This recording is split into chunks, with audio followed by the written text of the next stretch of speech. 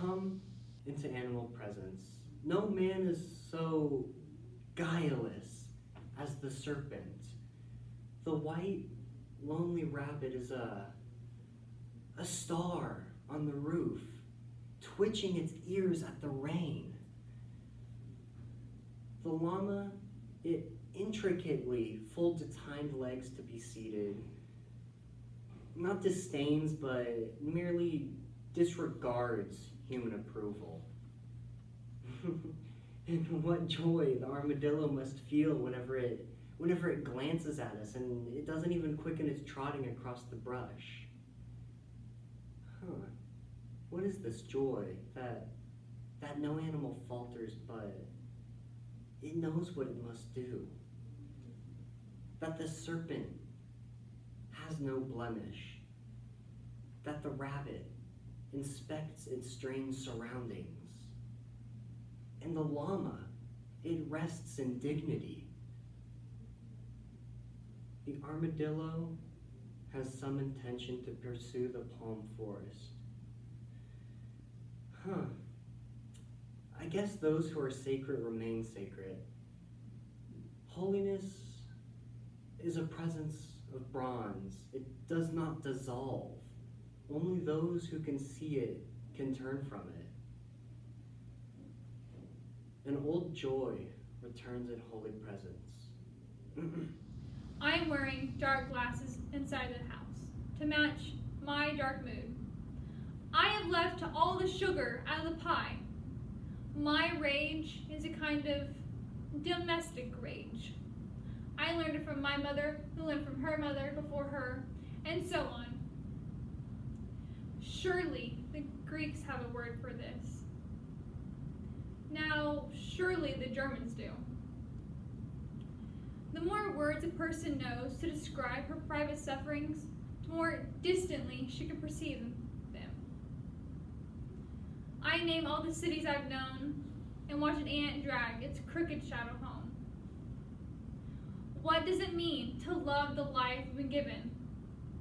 To act, well, the part that's been cast for us.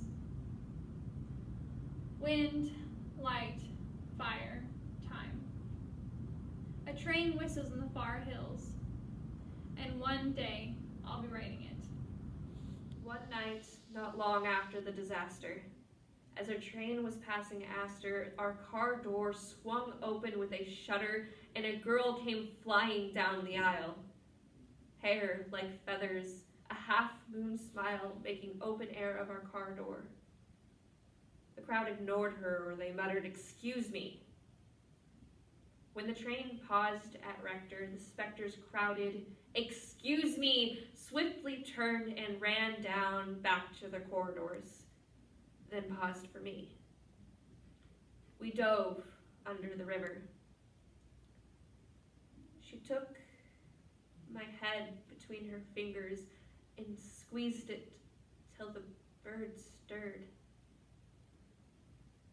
And then out from my eyes and ears the flock came forth.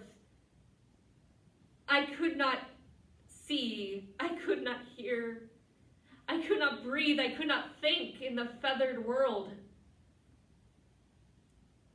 So silent, I thanked her.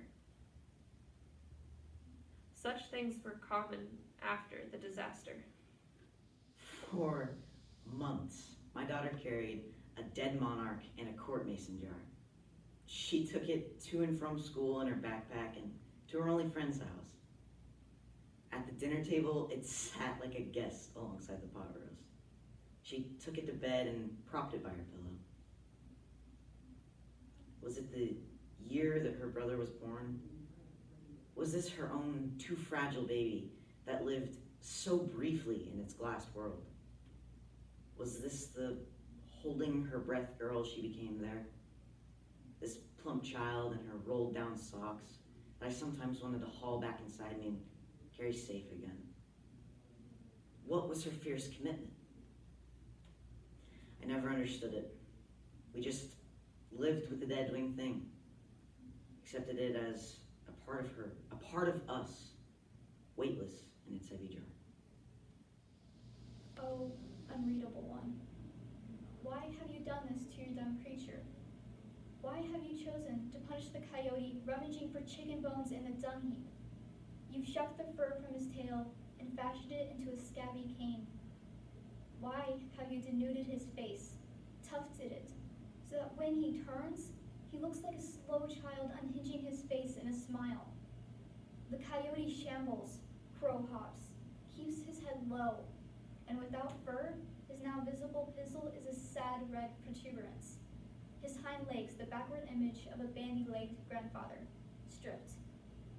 Why have you unhoused this wretch from his one aesthetic virtue? Taken from him that kept him from burning in the sun like a man?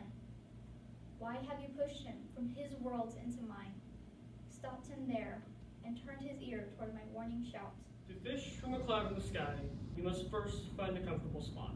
Spend one day looking down, patiently, clear-sighted. Peer up at your ceiling, where a light dangles, hook and line. Could be slipping through. Under the hull of a boat, a fish would see things this way. Swimming by, looking up, as a refraction of a pole catches its eye. What will you catch? With what sort of bait? Take care you will catch yourself. As a fish would say, as inescapable skeins of shadows scatter a net over the face of the deep. You love your friend, so you fly across the country to see her. Your friend is grieving. When you look at her, you see that something is missing. You look again, she seems older, wearing glasses, leather pumps. Sarka. What did you expect? Ruins? The man without arms in a British museum?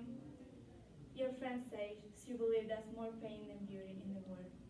When Persephone was taken, the mare damned the world for half the year. The other half remained warm and beautiful. Greeks love symmetry. On the plane, the man next to you read a geometry book. The lesson on finding circumference of a circle.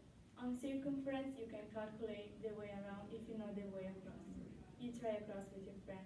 You try around. I don't believe in a afterlife, she says, but after Kate died, I told him I'd go after her, in case I'm wrong, in case she's somewhere waiting. I met them in dark alleys, limping and one-armed. I have seen them playing cards under a single light bulb and tried to join in, but they refused, rudely, knowing I would only let them win. I have seen them in the foyer of the theater, coming back late from the interval, long after the others have taken their seats, and in deserted shopping malls, peering at things that they can never buy. I have found them wandering. This morning, I caught one, small and stupid. It was too slow to get away. It was only a promise I had made to myself once, and then forgot. But it screamed and kicked at me and ran to join with the others, who looked at me with reproach in their long and sad faces. When I drew near them, they scurried away, even though they will sleep in my yard tonight.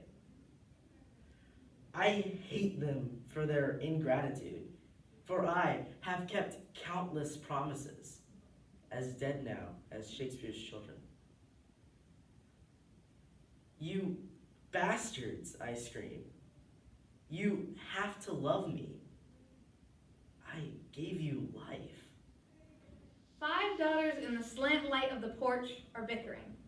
The eldest has come home with new truths she can hardly wait to teach. She lectures them.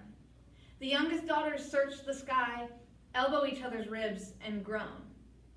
5 daughters in the slant light of the porch and blue sprig dresses, like a stand of birch saplings whose leaves are going yellow-brown with new truths. They can hardly wait to teach themselves to be called ma'am, to march high-heeled across the hanging bridge into town. 5 daughters in the slant light of the porch. Pop lowers his papers for a while and watches the beauties he's begotten with his Anne. These new truths they can hardly wait to teach. The eldest sniffs, "A lady never scratches." The third sniffs back, "Knock, knock, nobody home." The fourth concedes, "Well, maybe not in church." 5 daughters in the slant light of the porch.